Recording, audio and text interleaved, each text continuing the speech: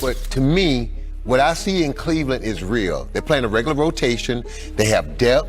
They have size. They have everything that you want. Scoring, defense, everything. 3 guys, they can go get you 20, 25 a night.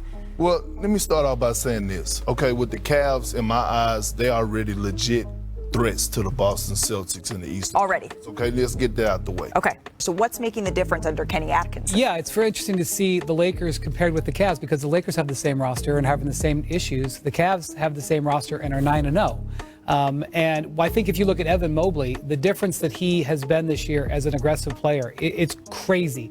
Last year, I honestly believe there were times when Evan Mobley had more pump fakes in a game than he had shots. The Cleveland Cavaliers just beat the brakes off the Golden State Warriors in a game that was viewed by many as one that would solidify the Cavs as a legitimate contender. The Warriors were coming off a huge win over the Boston Celtics. It was a statement win by them, but then the Cavs made the ultimate statement tonight, getting up by 41 points at halftime. A franchise record, and it was insane to watch. I was there. The environment was insane. It was unbelievable. The Cavs made 14 threes and only missed like 3. It was the best half of basketball I have ever witnessed in person. And the craziest thing about it is Donovan Mitchell only had like 8 points or something. I could be wrong, but he did not have a lot of points at the half. And that's because everybody is contributing, everybody is involved, and Jerome is starting to establish himself as one of the best 6-mans in the entire league. Man, there is so much I have to cover in this video, so make sure to stay tuned till the end. And before we begin, I would also really appreciate it if you would drop a like and subscribe, because that helps push this video out to more people, and your support truly does mean the world. We are on the road to 40,000 subscribers, and with your support,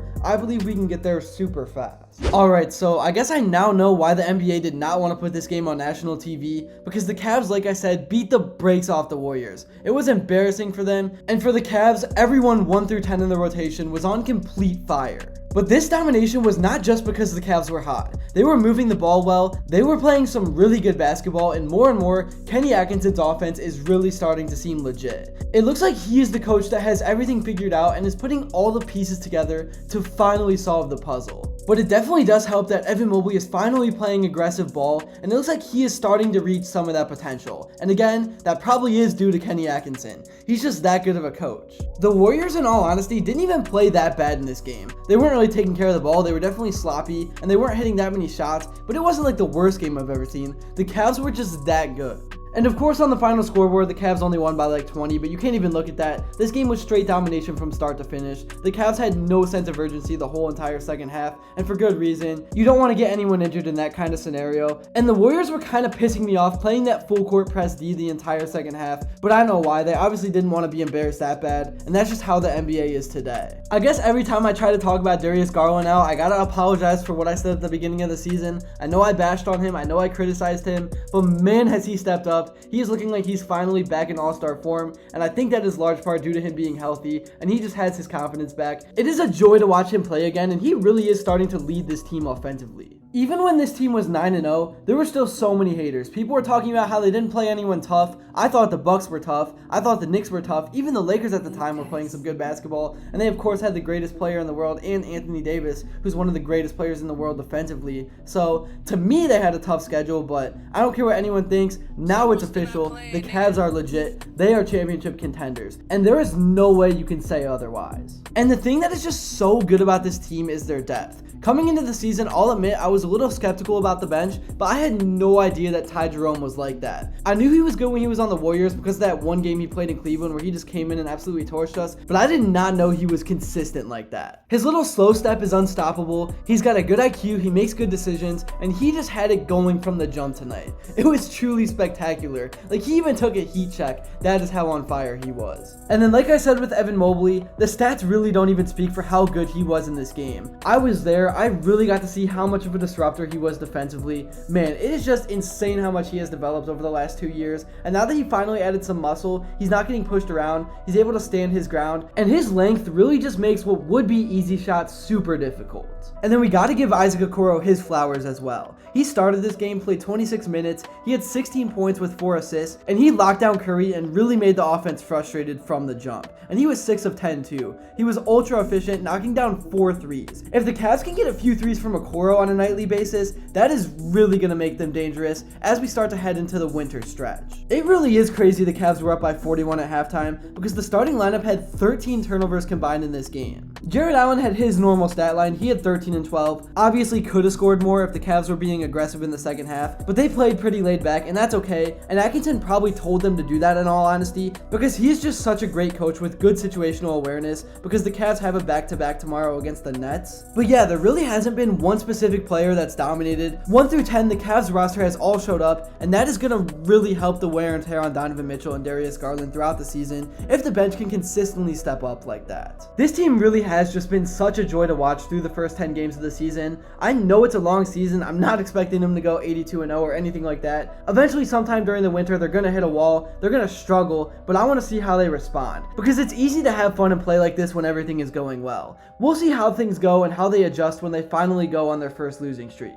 but I don't think that's going to happen anytime soon. I very much think the Cavs could be 15-0 going into that Boston game. And can you imagine what the hype would be going into that game undefeated? It would have to be nationally televised, and all eyes would be on that matchup. Going back to the bench, another guy that never really gets a ton of credit is Caris Levert. Sometimes people talk about him, but often he is just left under the radar. He had 8 points, 7 rebounds, 4 assists, and 3 steals. He really stuffed the stat sheet and was a big difference maker. And it's huge that he can handle the ball, because throughout the game that gives Donovan Mitchell and Darius Garland really a real chance to rest. Because I know Jerome's been solid and he's a good point guard, but you always need another ball handler out there, and Levert has been able to be that. And he's also super good at attacking the rim and being aggressive, even when it's not his night. That's what I love about him. He doesn't really take like bad shots, but he's always aggressive and he doesn't turn that mode off. And then also coming off that bench, we of course have the man, the myth, the legend, Sam Merrill. I love this guy. He only had 5 points in this game, which actually for his standard is not very good, but still, his presence alone really just opens up the offense. I just don't know what people are gonna say now. The Cavs are legit, I think they proved it, and I cannot wait to see them continue to play this level of basketball, because I know they're not gonna slow down anytime soon.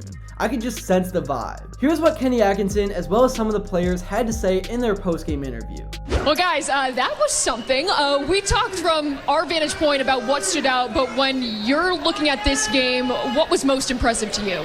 I think the biggest thing is how we came out and set the tone right from the beginning. I mean, just defensively, wearing them out, and then getting to the spots that we wanted to get to and making shots. I thought that first half was extremely impressive. 4th in the league in offensive rebounding.